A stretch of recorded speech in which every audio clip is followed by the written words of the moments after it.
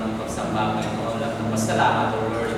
And God, dalayan namin, O Lord, na pususan niyo kami ng iba ng Espiritu, Panginoon. God, at handaan yung mga puso, Panginoon, sa mga salita na ay maririnig sa Panginoon na tanggapin namin ang puso sa Panginoon. God, salamat po, O Lord. I bless you po bawat sa inyo na tawayan at sa Jesus' name.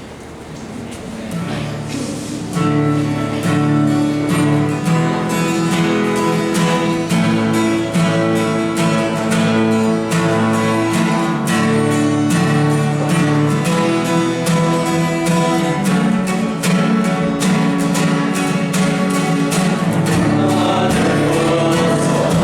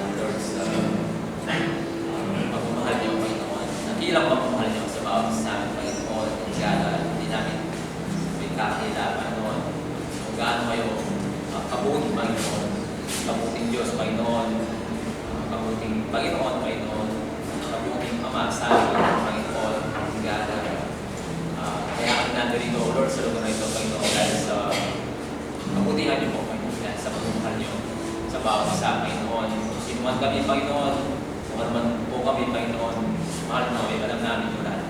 Minahal niyo kami, Panginoon. Kaya, thank you, Lord, thank you sa lahat. Thank you, Lord, for God, lagi kayong nandyan para sa bawat sa akin, Panginoon. We praise you, Lord, deserve mo lahat ng kapihan, Panginoon.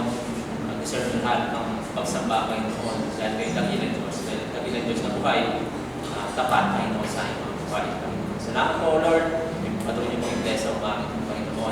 God, gusto po namin bless din natin ang iyong puso, Panginoon, sa amin, sa pamangitan ng Lord, ang pagkikinig natin ang salita, Panginoon, at pagsunod sa Panginoon, Panginoon. At we love you, Lord. We praise you and we worship you. Jesus.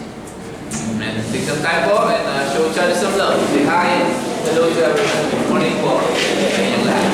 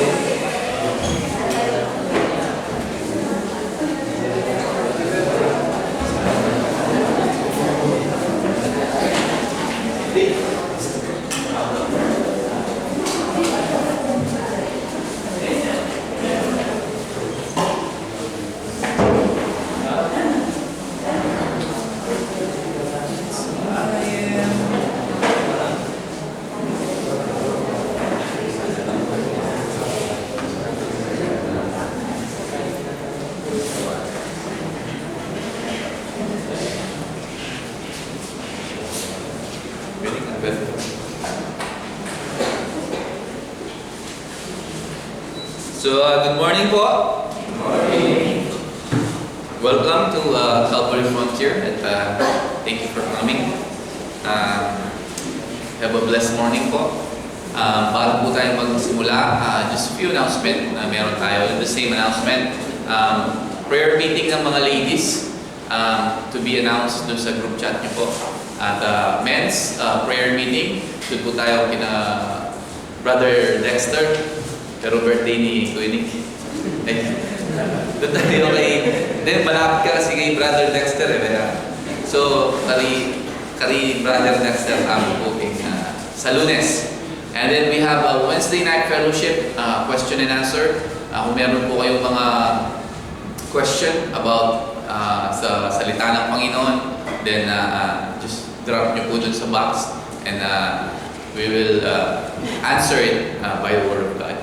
And then we have Sunday service po, this Sunday, ngayong Sunday din, and every Sunday. And then we have, meron po yung mga ladies Bible study nyo. Hindi ko po alam kailan, but next Sunday, next Sunday, sabi ni Ate Mami, present. So next Sunday po yung ladies Bible study nyo. So, again, please include Pastor John sa mga panalangin nyo. Malapit na yun. September na ngayon, mga 3 months pa. So, include them sa mga panalangin nyo, yung mga God give them wisdom and guidance sa lahat ng mga gagawin nila, iisipin nila, and protection, of course, kapag pupunta na sila dito. So, again, let's start and pray. Panginoon, salamat po for this wonderful morning na binigay niyo sa amin, Panginoon. Thank you, Lord, for the privilege, Panginoon, to have fellowship sa bawat isa, Panginoon. Even especially to you, God. May ngayong gabi nito, ay gabing umaga nito, Panginoon. We pray and ask na kami makapagbigay ng kalukuran sa iyo. Mataas namin yung pangalan mo, mapurit na sa banal kayo, Panginoon. And again, buksan mo yung puso namin, Panginoon, na tumimo yung bawat salita mo, Panginoon. Hindi lang tumimo, but Lord, isa pamuhay namin bilang mga anak mo, Panginoon. Again, Lord, i-bless mo yung bawat isa sa amin, Panginoon. At lagi ka namin sambahin at purihin sa bawat buhay namin. Manahan at manatili kami lagi sa iyo. Grabe, Lord, and we praise you. In Jesus' name. Amen. So, yung title po natin ngayon, bibinata ko. The title po, yung ating pag-aaral ngayon is The Strength of Grace in Weakness. So, pangalawang Korinto, chapter 12 na po tayo, verse 1 to 10, ngayong umaga. So, it's the same, it's a continuation ni Pablo dito. Yung last Sunday na tinuro sa atin ng ating Panginoon. Even Paul, di ba? Ngayon dito, magpapatuloy siya to boast. O ipagmalaki, di ba? Na yung, kung ano yung meron, yung mga false teachers dito. But like I said, hindi pagmamalaki kay Pablo, but to defend again yung kanyang sarili bilang apostol at yung mensahe ng Panginoon sa mga Corinthians. Gusto lamang ni Pablo na makita ng mga taga-Corinto kung gaano mapagmahal ng Panginoon. Kung paano yung grace ng Panginoon sa buhay nila at sa buhay ni Pablo. Yun lamang ang gusto ni Pablo. Hindi siya nagyayabang o hindi siya nagmamalaki. But he wants to defend yung kanyang sarili, yung kanyang pagka-apostol at yung mensahe ng Panginoon. Yung kredibilidad niya bilang isang apostol o servant of God. So here in chapter 12, verse 1 to 10, Paul will again defend yung kanyang sarili sa mga false teachers o yung mga super apostle na sinasabi niya. But dito makikita natin, Paul, meron siyang i-reveal, but hindi niya sasabihin kung sino yun. But dun sa nangyari sa kanya, dun sa tao na yun, God has a purpose. Diba? So here, let's start in verse 1. Sabi ni Pablo, ang magmamalaki ay hindi kapakinabangan sa akin, sabi ni Pablo. Paparito ako sa mga pangitain at mga pahayag ng Panginoon. May alam akong isang lalaki na nakay Kristo. Hindi ko alam kung ito ay sa katawan o wala sa katawan. Ang Diyos ang isang nakakaalam. 14 na taon na ang nakalipas. Ang lalaking ito ay inagaw pa itaas. Sa ikatlong langit, may alam akong isang lalaki kung ito ay sa katawan o wala sa katawan. Hindi ko alam. Ang Diyos ang nakakaalam. Siya ay inagaw pa itaas sa paraiso at nakarinig ng mga salitang hindi mabibigkas. Hindi ito pinahihintulot na sabihin ng sa tao. Magmamalaki ako patungkol sa lalaking ito, ngunit hindi ako magmamalaki patungkol sa aking sarili, maliban sa aking kahinaan. Ito ay sapagkat ibig kong magmalaki, ako ay hindi magiging hangal dahil totoo ang aking sasabihin. Magtitiis na lang ako at baka may mag-isip sa akin ng higit pa sa nakikita niya sa akin. O anumang naririnig patungkol sa akin. In the New King James, he said, "It is doubtless not profitable for me to boast. I will come to vision and revelation of the Lord. I know a man in Christ for 14 years ago, whether in the body, I do not know, or whether out of the body, I do not know. God knows. Such a one was caught up in the third heaven. And I know such a man, whether in the body or out of the body, I do not know. God knows. How he was caught up in the paradise and heard an inexpressible words which is not lawful for a man to utter. Of such one I will boast, yet of myself I will not boast, except in my infirmities. For though I might desire to boast, I will not be full, for I will speak the truth. But I refrain, lest anyone should think of me above what he sees me to be more or hears from me. Sabi ni Pablo. So, dito, dun sa verse 1, I will come to vision and revelation of the Lord. Sabi ni Pablo. So, yung mga super apostle dito, yung mga sinasabing eminent apostle dito, among the Corinthian Christians, na walang duda, kiniklaim nila na marami silang spectacular spiritual experience. Na ganito yung nangyari sa akin. Meron akong vision na nakita na sinasabi nila sa mga taga-Corinto. Diba? Na meron akong vision na nanggaling sa Panginoon. They boast about it. Pinagyayabang nila about yung mga nilang vision at revelation ng Panginoon sa kanilang mga congregation. Paul dito is, kung titignan natin, hesitant siya. Diba? Nagdadalawang loob siya na ipagmayabang. Doon pa lamang sa last chapter na pinag-aralan natin last Sunday, yung kanyang mga gustong sabihin na pag, to boast about is hesitant na ayaw niya talaga na ipagyabang o isabihin yung mga bagay na ginagawa niya para sa Panginoon. Na mas gusto niyang pag-usapan, sabi nga, gusto kong pag-usapan ng Panginoong Jesus, di ba? Kaysa sa aking sarili. But here, ngayon sa umagang ito, Paul will boast of his own vision and revelation of the Lord. Pero, hindi niya sasabihin siya. Diba? Hindi niya sasabihin na ako, na meron din akong vision sa ating Panginoon. Hindi niya sasabihin yun. So, dito, sasabihin niya lamang yung vision niya at revelation niya dahil ayaw niyang matalo dun sa battle o laban niya dun sa mga false teachers. So like I said, nung last teaching natin, Paul, tinanggal na niya yung gloves. Sabi niya, kung gusto niyo ng laban, sige, lalabanan ko kayo. Diba? But in a humble way. Diba? Na may pagpapakumbaba. Sabi niya ni Pablo, sige, labanan ko na kayo all the way para lamang depensahan yung credibility ko para bilang isang apostol ng ating Panginoon. Anong sabi niya dito? I know a man in Christ, sabi ni Pablo. So, based dun sa context na binasa natin, this man is clearly si Pablo. Diba? Si Paul, yung tinutukoy niya dito. Paul described itong experience na to in third person. Parang sabihin na lang natin, gumawa siya ng sariling karakter niya. But siya pa din yun. Diba? Na sinasabi niya dito, I know a man in Christ. Pero siya yung tinutukoy niya. Sinasabi sa mga history, sa mga Bible teachers, and even mga commentary, he used a third person. But siya pa rin yung sinasabi niya.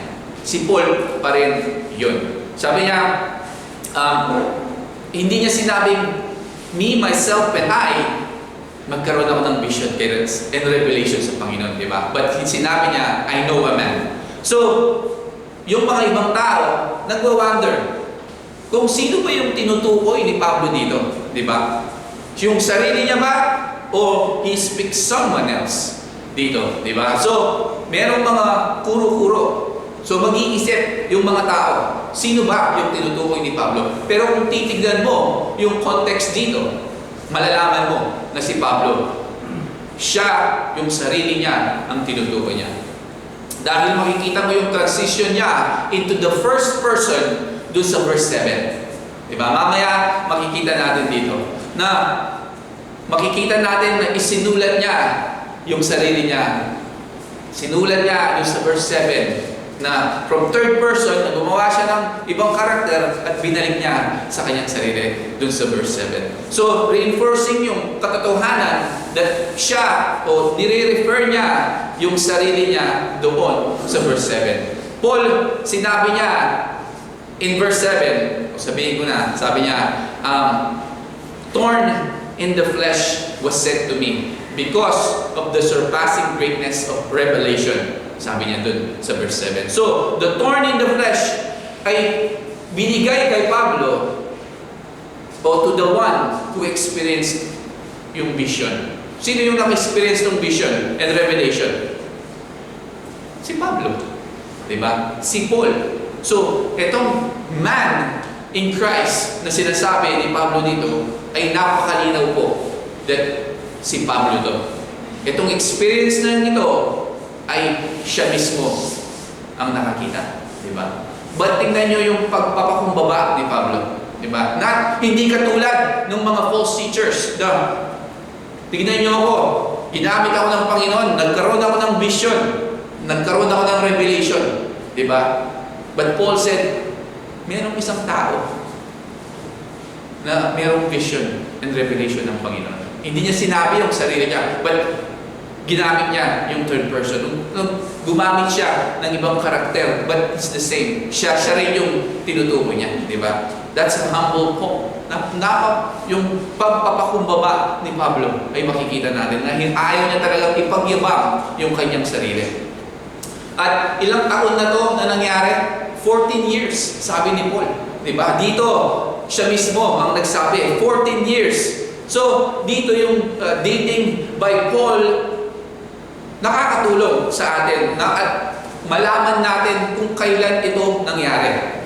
Because yung mga scholars, hindi sila nag-a-agree sa isa't isa.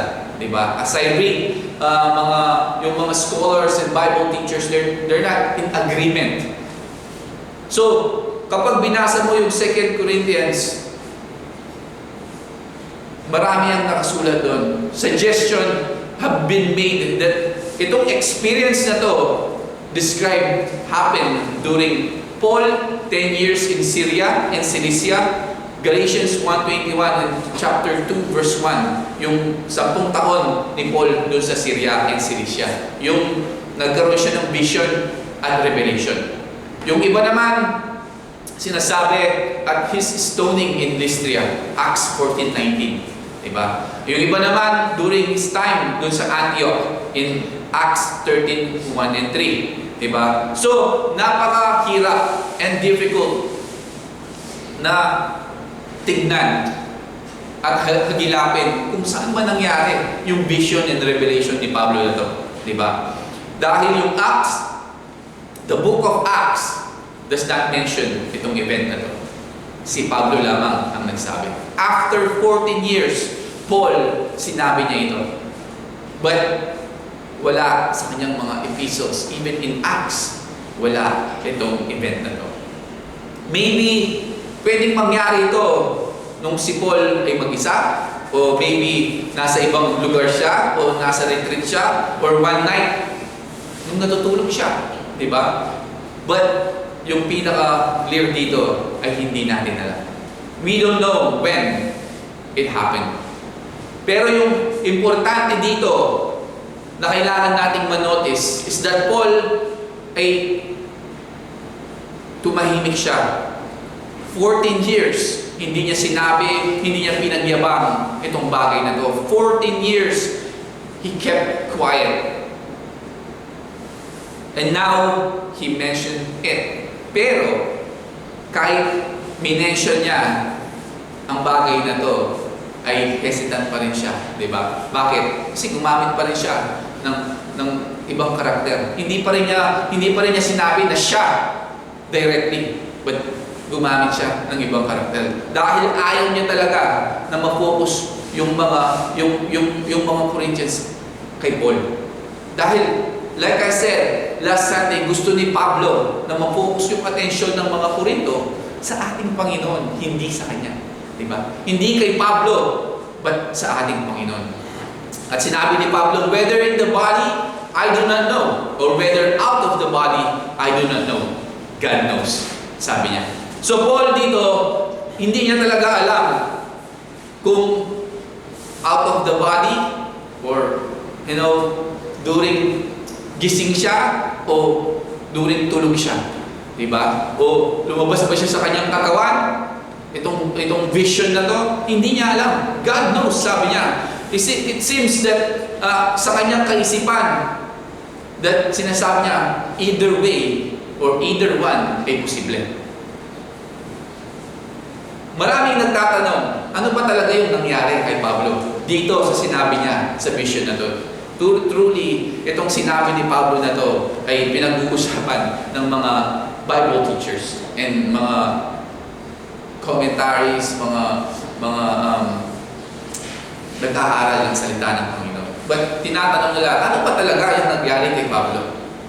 Siya ba ay na-carried up in the body papuntang langit, or did his spirit separate itself sa kanyang katawan at pumunta doon? Diba? Ay, hindi ko po alam. Ano sabi ni Pablo? God knows. Diba? I don't know, sabi niya. Whether in the body, I do not know. Or whether out of the body, I do not know, sabi ni Pablo. God knows. Tatanungin niyo ako, I don't know either. God knows. The whole point ng passage na to is that if Paul didn't know, kung hindi alam ni Pablo, then we can't know. Hindi natin malalaman. Ang katotohanan that Paul emphasized yung point by repeating the idea dito in verse 2 and verse 3. Diba? Napaka-importante nun na hindi niya talaga alam ang nangyari. If out in the body or out of the body, hindi niya alam. Dahil kung titignan mo, 2 beses niyang sinabi, talagang hindi niya alam. So yung speculation at this point ay napaka-useless. Di ba? Kung kahit yung mga scholar ng Bible teachers, marami silang speculation about it, but it's useless. Dahil mismo yung tao na nakakita ng vision at revelation, hindi niya alam kung out of the body or in the body na nangyari yan. Diba? So it will be ridiculous to attempt to speculate. And then, sabi ni Paul, such a one was caught up to the third heaven. So, the third heaven dito, hindi sinasabing different levels ng heaven. Although yung mga ancient Jewish rabbis naniniwala that there's a different level of heaven. But ancient na sila. Wala na sila ngayon dito. But some believe that there's a level of heaven. But Paul here, hindi niya ibig sabihin yung merong tatlong level yung heaven. So, papaliwanag po natin. Paul dito is using terminology common doon sa panahon na yun, which referred yung una, blue sky, yung langit natin, di ba? Yun yung una. The first heaven. The second heaven is yung starry sky o yung kalawakan. That's the second heaven na tinutukoy niya. And then, the place o yung pangatlo where God lived, reign as the third heaven. Yun, yung langit. Diba? So again, ulitin ko, first heaven, yung ating blue sky, may ulap, diba? Paglampas mo dyan, yun yung pangalawang heaven na sinutukoy ni Paul. Diba? The starry, yung kalawakan. And then, the third heaven, and that's the abode, sabi nga. Yun yung kung saan naghahari ang ating Panginoon. That's the heaven. So, itong isa na to, whom we understand to be Paul himself, was caught up to the heaven where God lives. So Paul, meron siyang vision or experience dun sa throne of God, katulad ni Isaiah, dun sa Isaiah 6:1. And John, Revelation 4:1-2, na katulad nila, Paul has a revelation, di ba? So dito, yung salitang caught up is the same ay ginamit in 1 Thessalonians chapter 4, verse 17. So tingnan natin yung caught up. Sabi niya in Thessalonians 4:17, after that, we who are still alive and left will be caught up together with them in the clouds to meet the Lord in the air. So we will be with the Lord forever. So the word na ginamit dito is Greek. Ibig sabihin, arpazo. Diba? Arpazo is the Greek word, which means to catch, to pluck, or to pull by force. Diba? Ito yung bagay na hindi kayang gawin ng isang tao. Diba? Na initiate niya na, ay gusto kong mag-arpazo. Diba? To be caught up by the Lord. Hindi pwede. Hindi natin pwedeng initiate yung bagay yun. Rather, it is God's choice. And something He take action to do. So, yung first heaven again, earth as atmosphere, ito yung sky. The second is the space, celestial bodies. And then the third refers again to the abode of God. Paul called it paradise in verse 3. Diba? So, he was caught up into paradise. Paul identified yung third heaven bilang isang paradise. The word paradise dito is taken dun sa salitang Persian. Ibig sabihin, word is enclosed. Ibig sabihin, luxurious o magarbong isang garden, often only found sa mga royalty doon sa ancient world. So, ibig sabihin ay napakaganda nung nakita ni Pablo. So, dito, sa vision ni Pablo that he was caught up in heaven, Paul is hindi lang siya in the Bible character na naka-experience ng ganitong bagay. Nandun na si Ezekiel, si Daniel, si John, at meron silang similar na experiences na nangyari sa kanila. But there's a simple lesson na matututunan natin dito sa verse na to. Ano yun? that God is sovereign over any possible vision and revelation. They are not something na tayo, believer, na, oy, gusto ko magkaroon ng vision, gusto ko nang magkaroon ng revelation, then we seek out, di ba? Believers, as a Christian, should not pursue o hanapin itong mga out-of-the-body experience na to, yung vision o yung revelation na to, oy, gusto kong magkaroon ng revelation, di ba? Hindi ganun kadali. Dahil if God sees you fit, or me, or all of us fit, to give a vision, then He has the power to do so. Meron siyang kapangyarihan na bigyan ka ng vision. But kung ikaw, yung magsisik nito lang, gusto ko. Hindi po ganun, di ba? God has the authority na kung gusto ka niya bigyan ng vision, then He will give you a vision. He will do according to His own will and timing. Diba? Katulad ni Paul, ni John, God gave them this vision. But sabi ni Paul, and heard the expressible words which is not lawful for a man to utter. Sabi ni Paul. So, ito, in describing yung heavenly vision na nakita ni Pablo, Paul dito na hindi niya talaga dinidescribe kung ano yung nakita niya. Sabi niya, malabo yung description kung ano yung narinig niya. At sinabi dito, it's not lawful for a man to utter. Diba? So, Paul dito, kung makikita natin, waited 14 years to say anything about itong incident na nangyari na ito. And when nung sinabi niya, itong bagay na to, again, he is reluctant or siya ay hesitant about it. Ginawa niya lahat na kaya niyang gawin para ma-relate lamang yung story na to at yung focus ay hindi mapunta sa kanya, di ba? Gumawa siya ng sarili niyang karakter para hindi ma-focus sa kanya at hindi siya tingnan bilang isang, super apostle ko din pala eh, di ba? He doesn't bother at all dun sa mga description na hindi siya nababother na hindi niya ibigay yung mga description na nakita niya, di ba? Yung actually experience niya. Dahil sinabi sa kanya, it is not lawful for a man to utter.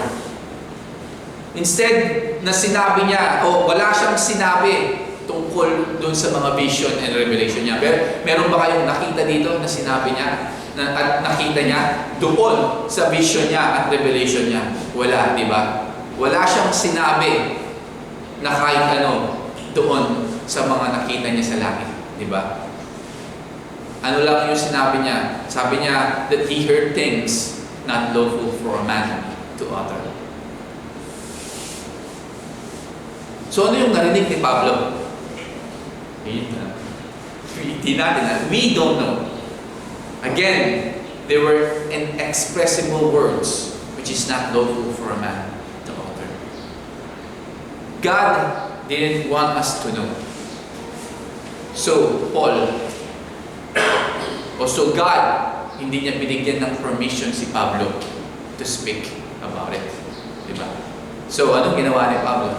Hindi niya rin sinabi. Diba? He's a faithful man sa ating Panginoon. A truly servant. That sinabi ng Panginoon, di mo pwedeng sabihin sa kanila. So, okay Lord, I will not. And then sabi ni Paul, of such a one I will boast, yet of myself I will not boast except in my infirmities. Sabi ni Pablo. So Paul dito, essentially, sinabi niya ito, says that itong nameless man who had the vision really had something to boast about. Ibig sabihin, itong tao na to na sinasabi niya, meron siyang pwedeng ipagmayabang. Diba? Doon sa mga super apostles na meron din akong vision, meron din akong mga revelation galing sa Panginoon. Pero hindi ko pagyayabang, sabi ni Pablo. Paul himself, really, like I said, nakipagyabang niya itong mga bagay na to. But sinabi ni Pablo dito, such one I will boast, yet of myself I will not boast except of my infirmities. Sabi niya.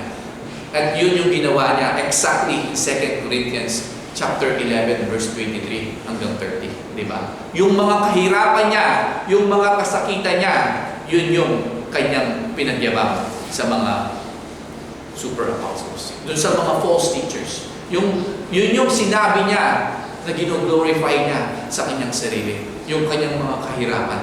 Hindi yung vision ng Panginoon. Hindi yung revelation niya. Hindi yung mga ginagawa niya sa Panginoon. But yung kahirapan niya. Sabi niya rito, "Yet of myself I will not boast, except in my infirmities." Sabi ni Paul, diba?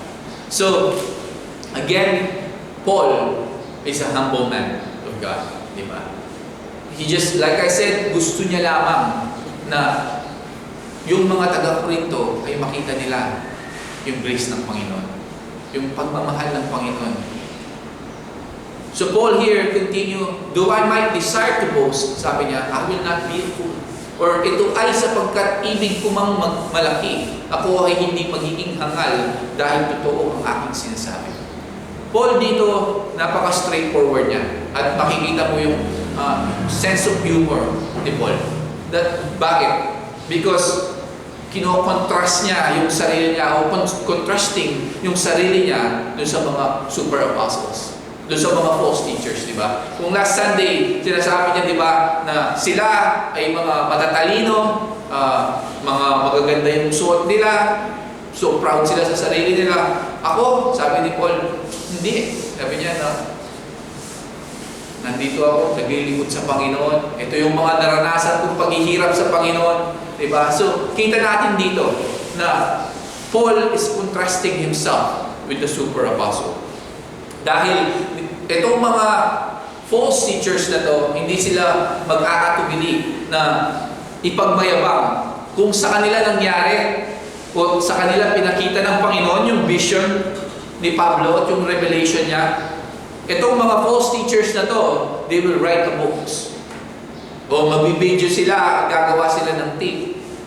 At gagawa sila ng tour para ipagmayabang lamang yung vision na to. Diba? And each of them, sabi dito, will be a fool. Sila yung magiging mangmang. Diba? Kung sa kanila pinakita yung vision and revelation na sinasabi ni Pablo dito, dun sa mga super apostles. And Paul, sinasabi niya dito, will not be a fool. Hindi siya magiging mangmang. So he will not boast in his vision. O itong vision and revelation na binigay sa kanya ng ating Panginoon. And at the same time, we almost sense that it was important for Paul to communicate sa mga taga-Korinto na Kristiyano. That he really did have such an experience. Na sinasabi niya, meron din ako, pero hindi niya sinasabi na siya.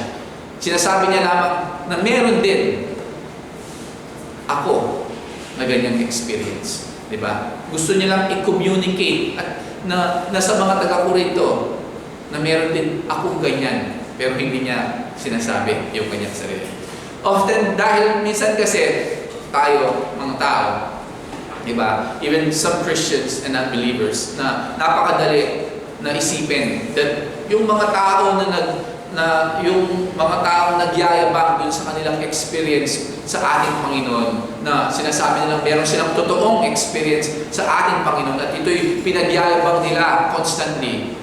Iniisip natin na, totoo yung sinasabi nila. Di ba? Uy, totoo yung sinasabi ng tao yun kasi lagi niyang sinasabi, lagi niyang pinagyayabang na meron siyang vision sa Panginoon, meron siyang revelation sa Panginoon, di ba? Often, it is easy to think na sila, yung totoong experience nila with God. Diba? But Paul dito did not boast. Hindi siya nagyabang, hindi niya pinagmalaki as katulad ng mga super apostles o false teachers. But he certainly had profound, ibig sabihin, totoong experience with God. Kahit hindi niya ipagyabang, alam natin na totoo yung kanyang mga experience sa ating Panginoon. Hindi katulad ng mga false teachers. Ano yung proof?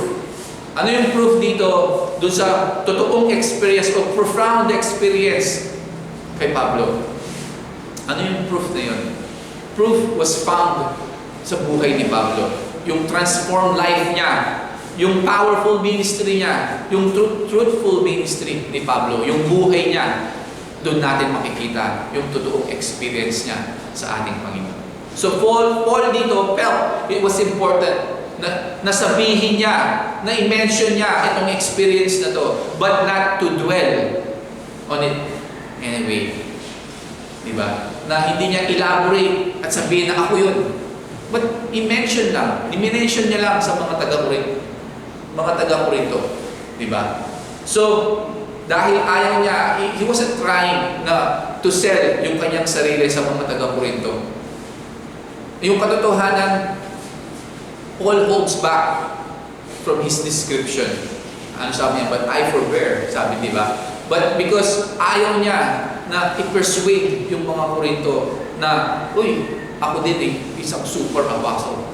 Di ba? Ayaw ni Pablo yun. Ayaw ni Paul yung ganung mga bagay. Na sinasabi, uy, isa ka rin super apostle pala, meron kang vision, meron kang revelation, di ba? Paul doesn't want this.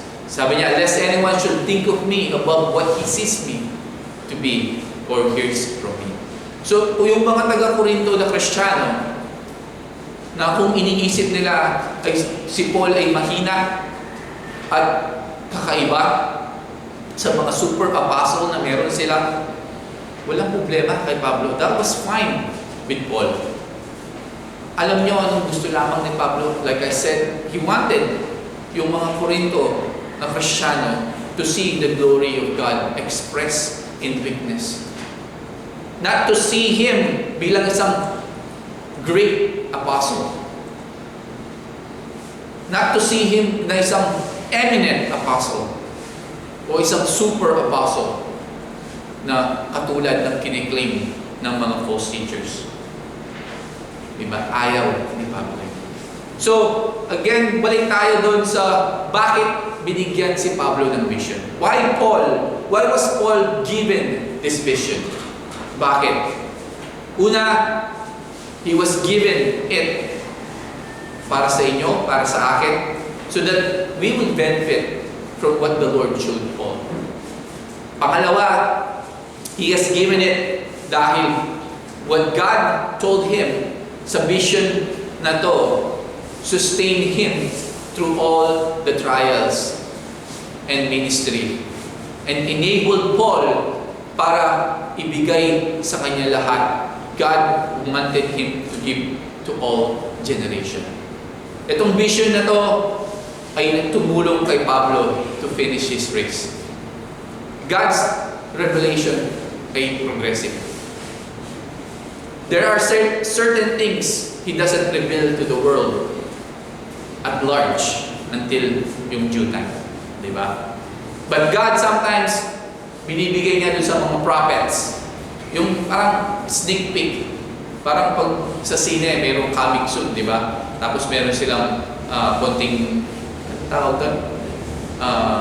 Yun na yun, alam nyo na yun. Nakalimutan ko eh. Meron silang konting sneak peek doon. Parang ganon. God sometimes give yung mga propeta, even Apostle Paul here, sneak peek at heaven or yung mga plano niya. Di ba? He may do this in order para i-encourage and strengthen them personally para sa kanilang ministry that He sets before them. So, dun sa past chapter, makikita natin kung nabasa natin at pinag-aralan natin kung gaano ka-intense, kung gaano kahirap, gaano karami yung suffering and persecution na kinaharap ni Pablo para sa gospel. He was called to suffer, perhaps more than yung mga lahat ng servant of Jesus who ever lived. Perhaps God binigay niya yung special vision to Paul personally so that ma-encourage si Pablo and persevere to the end and fight the good fight. Certainly, seeing God on His throne sa langit and in same way, witnessing God's power, plan at yung ultimate victory niya would have served to embolden Paul. Hindi natin alam what Paul witnessed. Hindi natin alam kung ano yung nakita niya. Ano yung inireveal ng Panginoon sa kanya. Pero alam natin that God allowed him na makita yung mga bagay na yon for a reason. Merong rason ang ating Panginoon. At the same time, they were not for a general consumption. Ibig sabihin, they were not for us. But para lamang siya kay Pablo. To encourage him to continue serving the Lord. Pero meron din rason bakit ibinigay yun. In verse 7. Sabi niya, in verse 7 to 10, upang hindi ako magmataas dahil sa kalakhan ng mga pahayag sa akin. Ibinigay sa akin ang tinik sa laman. Ito ay sugo ni Satanas na nagpapahirap sa akin upang hindi ako magmataas. Dahil dito, ipinamamanhik ko ng 3 ulit sa Panginoon na ito ay maalis sa akin. Sinabi niya sa akin, sapat sa iyo ang aking biyaya. Dahil ang aking kapangyarihan ay nalulubos sa kahinaan. Kaya nga lalo akong magmamapuri sa aking kahinaan upang manahan sa akin ang kapangyarihan ni Kristo. Kaya nga ako ay malulugod sa mga kahinaan, sa mga panlalait, sa mga pangangailangan, sa pag-uusig, sa kagipitan, alang-alang kay Kristo. Sapagkat kung kailan ako mahina, saka ako malakas. In New King James, he said, unless I should be exalted above measure by the abundance of revelation, a thorn in the flesh was given to me, a messenger of Satan to buffet me. Lest I be exalted above measure. Concerning these things, I pleaded with the Lord 3 times, that I might depart from me. And he said to me, my grace is sufficient to you.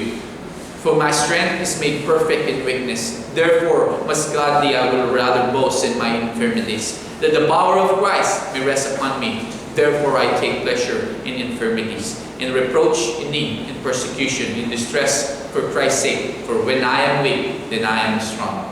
Sabi ni Pablo. So, unless I should be exalted above measure by the abundance of revelation, sabi ni Paul. So yung vision ni Pablo dito ay napakadakila, napaka-impressive, that it would have been na napakadali para sa kanya na magmayabang. Na-exalt niya yung sarili niya, na tingnan niyo ako, meron akong revelation sa Panginoon, di ba? He could glorify himself or cause other to glorify him dahil sa experience niya, katulad ng ginagawa ng mga false teachers. Dahil si Paul, hindi siya immune to danger ng pride. Not one of us. Even tayo ay not immune sa danger ng pride. Di ba? So dahil napakadakila, napakaganda at impressive nung revelation ng Panginoon sa buhay ni Pablo, a thorn in the flesh was given to me. Sabi niya. So, para mag-prevent si Paul na i-excite niya yung sarili niya above measure, Paul was given this, a thorn in the flesh. So in this, Paul, nireveal niya yung totoong reason for telling his heavenly vision. Hindi para i-glorify yung sarili niya, but to explain yung thorn in the flesh. It seems na sa lahat, even sa mga taga-Korinto na Kristiyano, yung thorn in the flesh ni Paul ay kitang-kita nila. Di ba? Yung sakit ni Pablo ay kitang-kita nila. Hindi ito sikreto. Sa mga taga-Korinto, sa lahat ng makakakita kay Pablo, hindi ito sikreto. Na meron siyang sakit. Meron siyang thorn in the flesh. Pero yung heavenly vision niya was a secret until now. Noon and until now, hindi natin alam. But everyone saw the thorn. And even us, we know na mayroong sakit si Pablo at even yung mga taga-Korinto. So, among the Corinthian Christian, probably iniisip nila that Paul ay mababa, less, because bakit? Yung sakit niya, yung thorn of the flesh niya. Hindi natin alam what that thorn in the flesh is. But tingin ng mga taga-Korinto sa kanya ay mababa dahil doon sa sakit niya. But hindi nila alam, they knew nothing dun sa amazing spiritual experience that lay behind that thorn in the flesh. Diba? Hindi nila alam bakit meron siyang ganun. Diba? Hindi nila alam kung ano yung spiritual experience behind those thorn in the flesh. Sinabi niya, there was given to me. Kung titignan natin, it's a great trial to be a gift. It's well put there. Hindi niya, ibig sabihin, there was given to me. Ibig sabihin, ito ay isang regalo sa kanya. It was given to me. Hindi niya sinabing, kung babasahin natin, there was inflicted upon me a thorn in the flesh. Hindi ganoon yung pagkasulat. Doon sa, kung tinignan natin yung English translation, di ba? Hindi nakasulat na there was inflicted upon me thorn in the flesh. But sinabi niya, there was given to me. Ibig sabihin, if you translate it, parang iniregalo sa kanya, ibinigay sa kanya yung thorn in the flesh niya.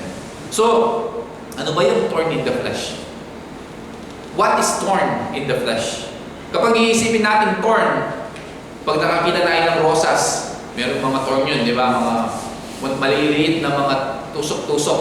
O pag naisip natin yung thorn, yung mesalubsob ko, di ba? Mga ganon.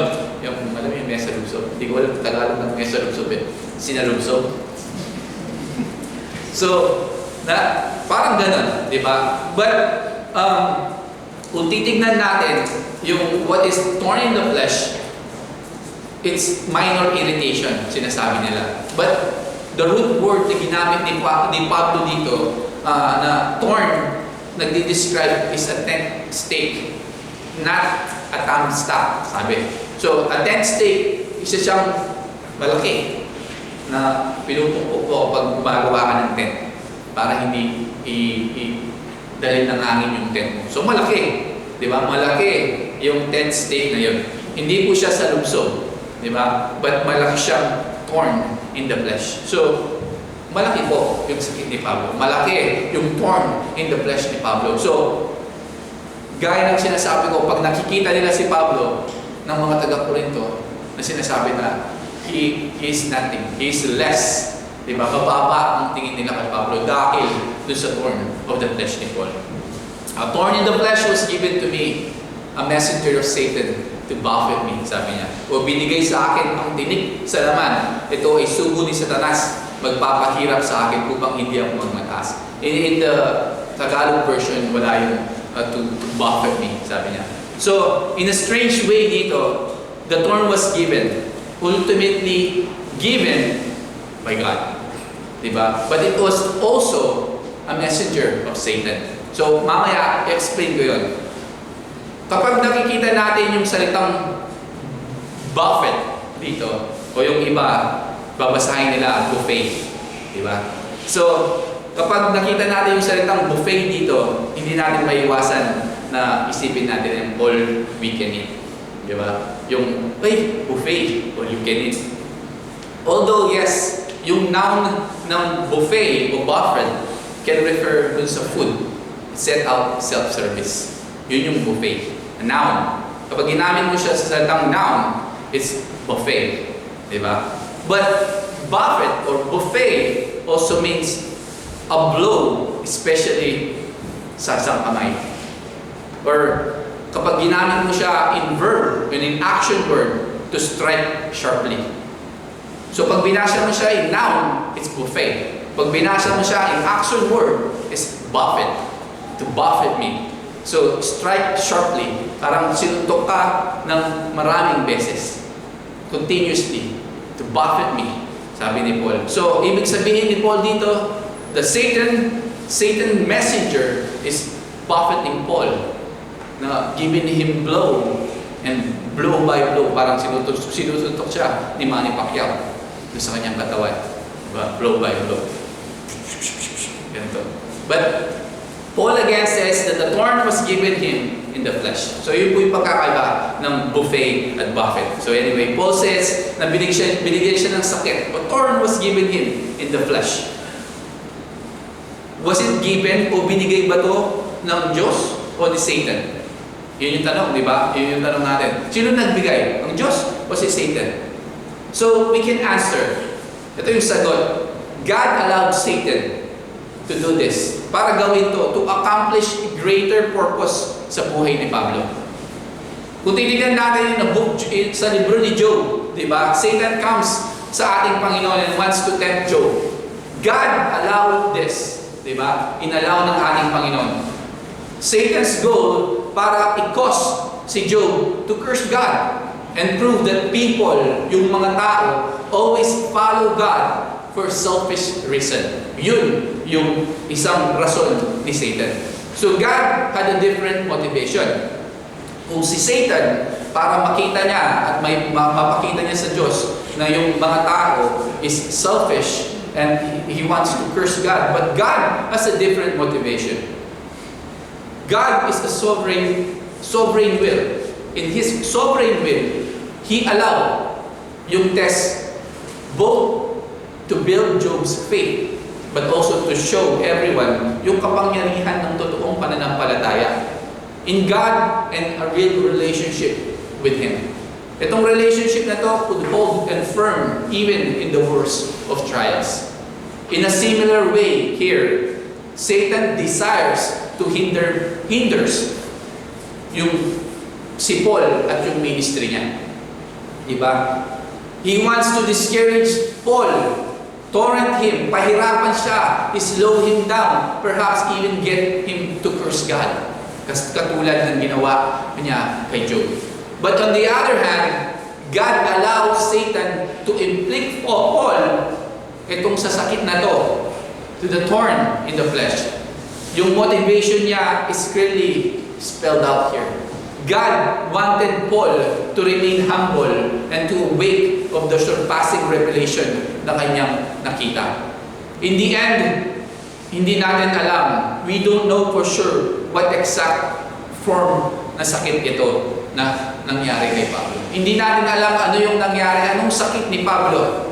But we do know that God was sovereign in this and worked even the harm intended by Satan for good. Romans 8:28, di ba? So, alam din natin that Satan is under the hand of God. And yung kanyang mga demon can do nothing against God's saints that God does not specifically allow. So, ano yung application? Itong passage na to should encourage tayong lahat, even when we face difficulties and trials sa buhay natin, or even mga spiritual attacks sa buhay natin, we can be sure na ang ating Panginoon has a divine purpose in allowing it sa buhay natin. God will not only one hair ng ating buhok ay mas matanggal o ma-harm apart from His purpose. So, tayo should be confident na tumayo at lumaban from any spiritual attack, knowing na alam natin that God is with us and will use even yung mga opposition for building us and the kingdom of God. Diba? And then sabi ni Paul, concerning these things, I pleaded with the Lord. So Paul did exactly kung ano yung sinasabi niya sa kanyang mga mini-minister. Ano yung sinasabi niya sa kanyang mga pinapangaralan in times of trouble. In Philippians 4:6, sabi niya, be anxious for nothing, but in everything by prayer and supplication with thanksgiving, let your request be known to God. So, I pleaded with the Lord 3 times, sabi ni Paul. Katulad ng sinusulat niya in Philippians 4:6. He pleaded.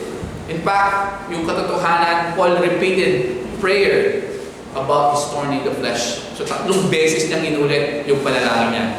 Imagine natin that when yung thorn of the flesh na yan, yung sakit na yun, unang nakita ni Pablo, sabi niya, walang problema, bibigay ko lang sa panalangin sa Panginoon, di ba? But walang nangyari doon unang panalangin ni Pablo. Then, sabi ni Pablo, parang matindi itong sakit na ito na pumunta sa akin. Then he prayed again, pangalawang beses. And then nothing happened. And then he prayed again. Nothing happened again. After praying pangatlong beses, alam ni Pablo that God was trying to tell him something. Diba? Iba dito, iniisip nila that Paul is using a Hebrew figure of speech. That ibig sabihin, much more than 3 times. That does not mean na 3 beses lang siya nagdasal. Dahil dun sa Hebrew, the figure na sinasabi ni Pablo dito is in Hebrew is ceaselessly. Ibig sabihin, continuously, over and over again. But yun ay speculation lamang. Iba naman, sinasabi nila is, Paul is unspiritual and ebidensya ng maliit na pananampalataya. Bakit? Because he prayed more than once. Sabi, di ba? But kung titignan natin, Paul, yes, prayed 3 times. And even the Lord prayed 3 times the same thing. In Mark 14:39, Lord, let this cup pass from me. Di ba? 3 times then, the Lord. So, hindi totoo that when we pray over and over again, we have a little faith. Dahil walang mali dun sa panalangin ni Pablo. Alam nyo, hindi naman kasi importante sa ating Panginoon yung arithmetic ng ating mga panalangin. O gaano ba sila karami? O gaano ba ka-rhetoric yung ating panalangin? Or gaano ba kalinis yung ating panalangin? O yung geometry ng ating mga panalangin? O gaano ba sila kahaba? O kapag nagdarasal ka, parang isang musika yung panalangin. Hindi naman importante sa Panginoon yun. Ano yung importante sa Panginoon? Ang importante sa Panginoon is the divinity of our prayer. Yung pure, yung totoo, yung galing sa puso. Yun, yung tunay na panalangin. Dito, again, Paul pleaded with the Lord. Paul, yung panalangin niya on this matter was passionate. Ako, iniisip ko na hindi ba na-surprise si Paul sa kanyang mga panalangin dahil hindi nasagot? First and second and third na hindi sinagot ng Panginoon. Ano yung application sa atin? Prayer does not always result in a yes. Diba? We should have faith in our head sa ating Diyos, in our Heavenly Father, to do what is best for us. Even if it's not what we are asking for. And Paul said dito as he continued, and he said to me, my grace is sufficient to you, or for you. For my strength is made perfect in weakness. Therefore, most gladly I would rather boast in my infirmities, that the power of Christ may rest upon me. Therefore, I take pleasure in my infirmities, in reproach, in need, in persecution, in distress. For Christ's sake, for I am weak, then I am strong. Sabi ni Paul. God has a response for Paul doon sa kanyang panalangin. The answer was not Paul initially na ini-expect niya, natanggalin yung thorn niya o yung sakit niya, di ba? Ano yung sagot ng ating Panginoon doon sa panalangin, doon sa plead ni Pablo? Di ba? God still had a response to Paul.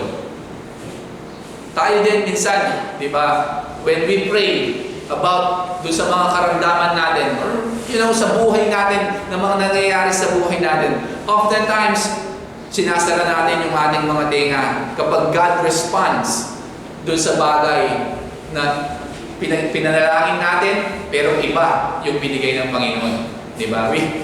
Hindi po yan, Lord. Diba? Hindi po yan yung pinalangin ko. We close our ears. Diba? Dahil hindi yun yung hinuhope natin o ini-expect nating panalangin ng ating Panginoon. But tignan natin dito, ano yung answer ng ating Panginoon kay Paul when he pleaded? My grace is sufficient for you.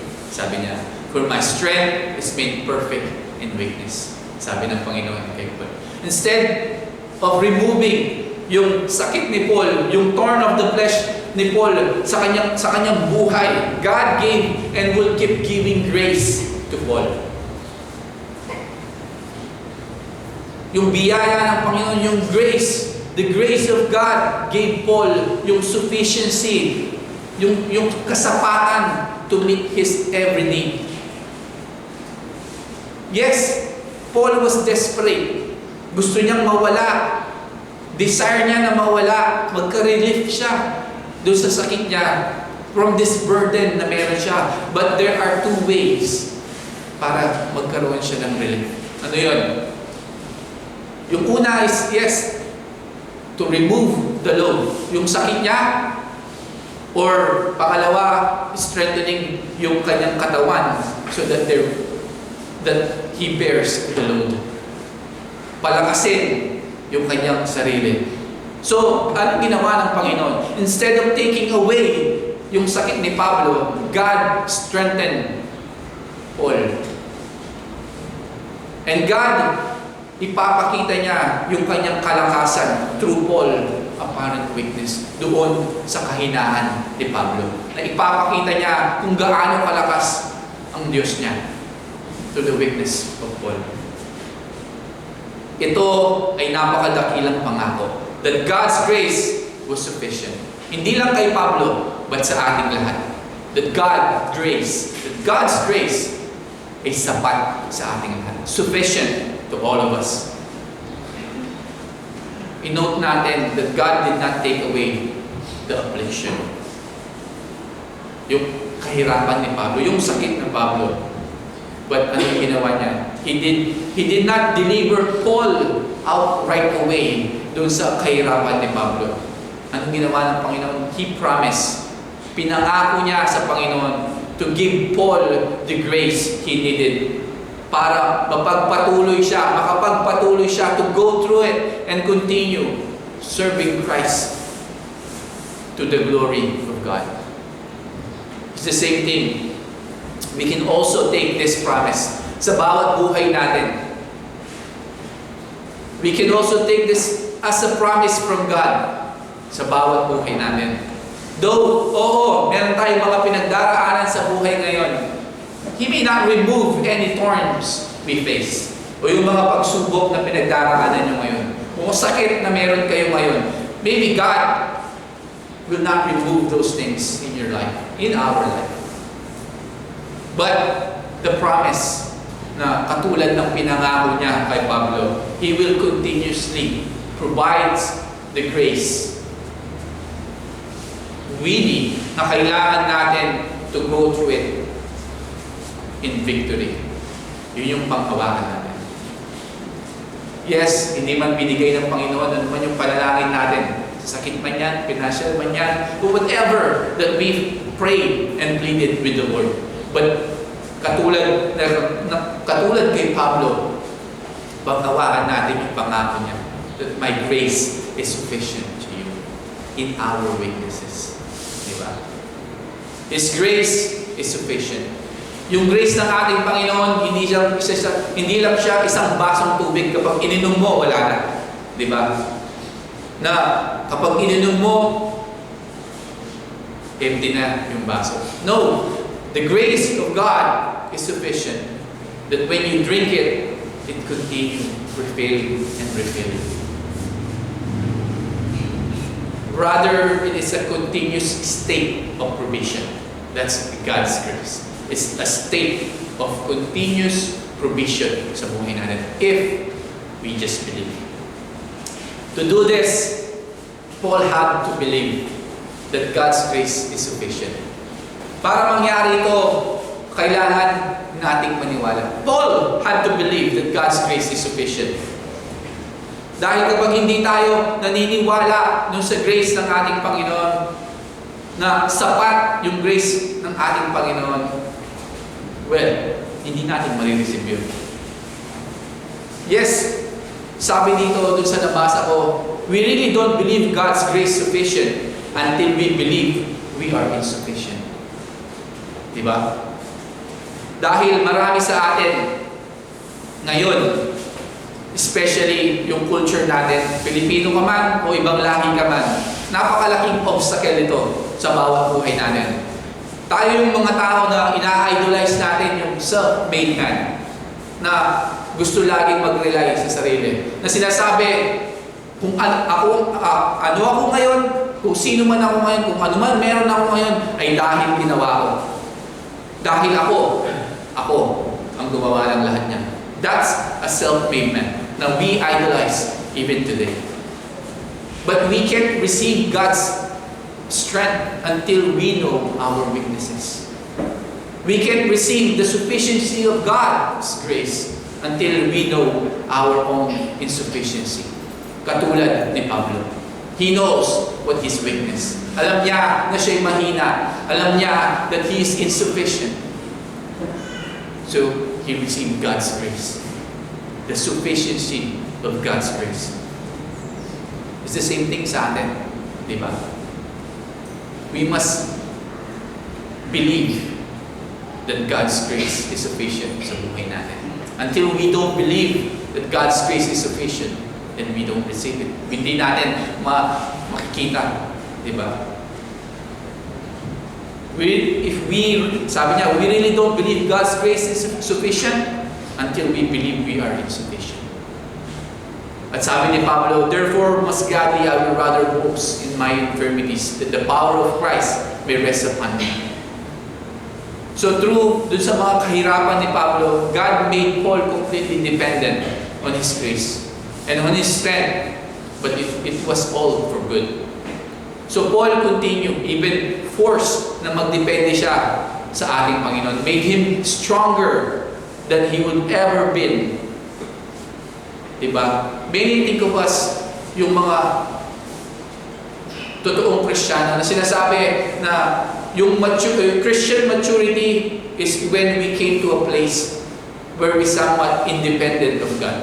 Parang yung idea dito na sinasabi niya na katulad ng kapag tumanda na tayo, nag-asawa na tayo, iiwan na natin yung mga magulang natin. Diba? Lilipat na tayo, meron tayong sariling bahay. At sinasabi natin na hindi ko na kailangan mag-submit doon sa mga rules ng ating mga nanay at tatay dahil wala na ako sa poder nila. Diba? But I will give the respect. Once a week pupunta ako, magmamano ako, bibigyan ko sila ng pera. Diba? Bibigyan ko sila ng attention. Nandun pa rin yung respeto ko. Pero yung rules nila, hindi ko nasusundin. Diba? Yun, minsan, yung iniisip natin na Christian maturity is the same idea. Diba? The idea is that we have our act so together that we don't need to rely on God so much day by day, moment to moment. This isn't Christian maturity at all. So, once we're mature and once we have overcome certain obstacles sa buhay natin, na, like I said, parang katulad na lamang yung relationship natin sa ating mga magulang. Yung authority nila, we can shake off. Itong pattern na to, some of us treat God the same way we treat our parents. We give Him a measure of respect, we give Him His due, but we no longer feel we really have to obey Him anymore. Sa ating mga puso, sinasabi natin, we have moved out of the house. We think we can make our own rules in life as long as we have suffered God. Suffer at God's house once a week and give to Him a little recognition. Maraming tao ang may pagnanais na dumating ang araw na maging madali ang buhay Kristiyano. Umaasa tayo ng isang araw kung kailan yung pangunahing pakikibaka natin sa kasalanan ay mawala o nasa likuran na. At magpatuloy tayo sa mas malaki at sa mga magagandang bagay na hindi ganun nahihirapan. Ang araw na yon ay isang ilusyon lamang. Kung ang apostol na si Pablo mismo ay palaging nakakaranas ng kahinaan, sino tayo upang isipin na malalampasan natin siya? Diba? We can. And then, as we end, sabi niya, when I am weak, then I am strong.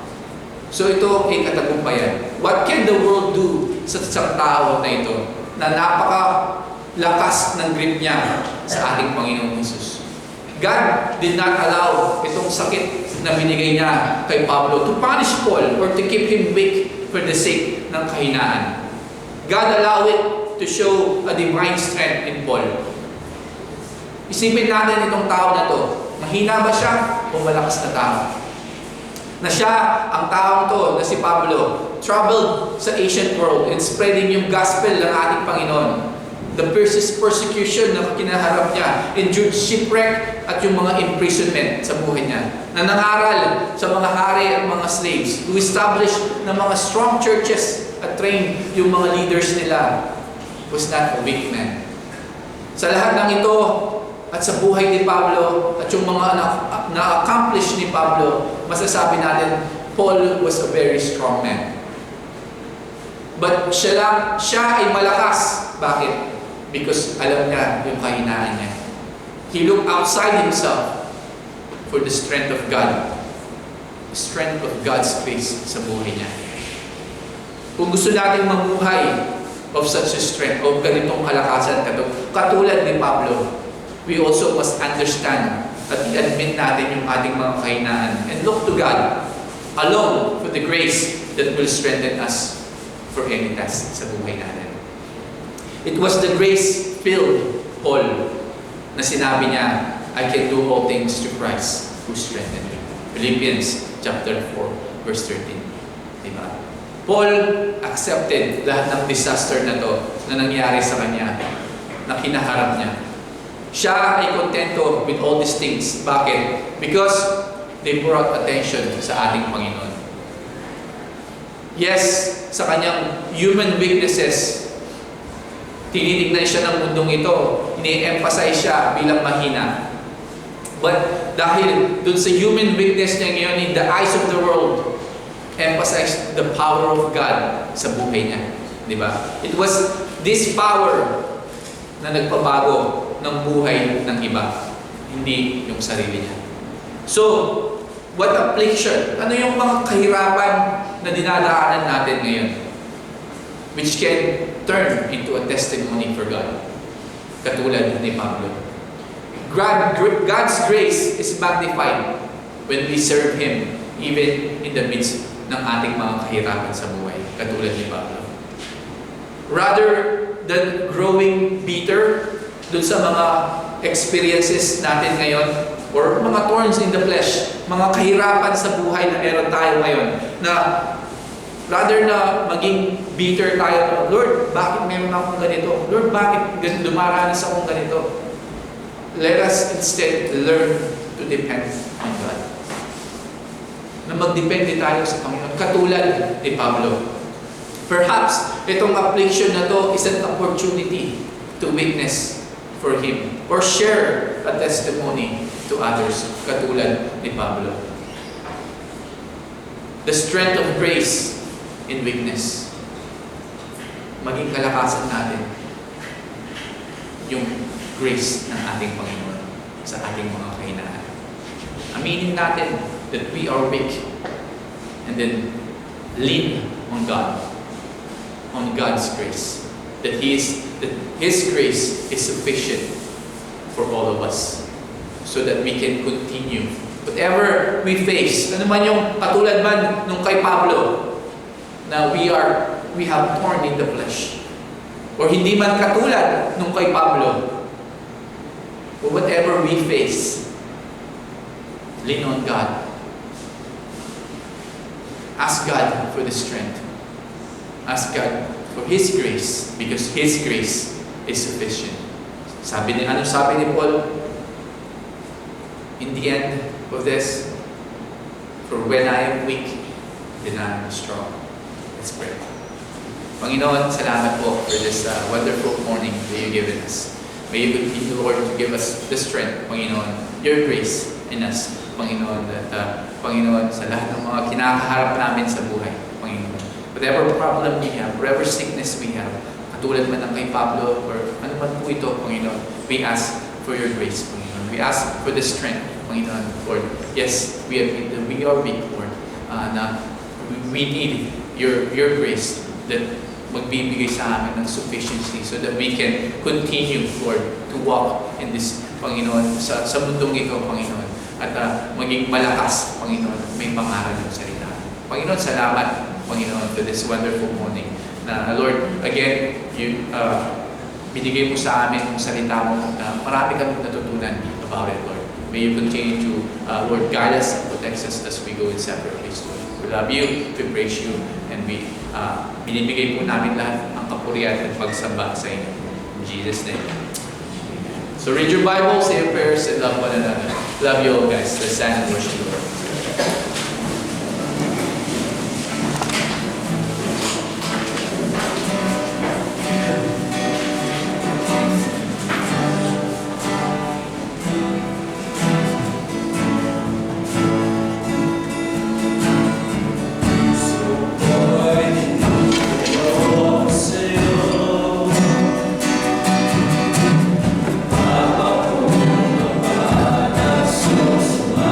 Amor.